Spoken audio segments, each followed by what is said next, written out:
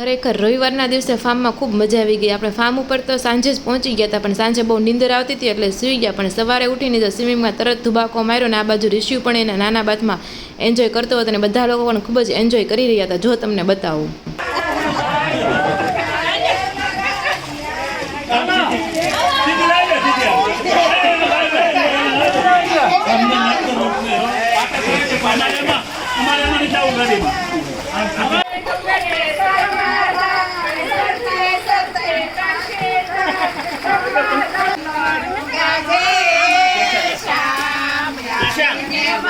ને પછી બધા થાક્યા ને બપોરા થતાં બધાએ રસ, પૂરી, બટેકાનું શાક, મગનું શાક, દાળ ભાત જમી લીધું ને પછી થોડો રેસ્ટ કર્યો ત્યારે ફાર્મમાં ઘડીક સન્નાટો સવાઈ ગયો હતો.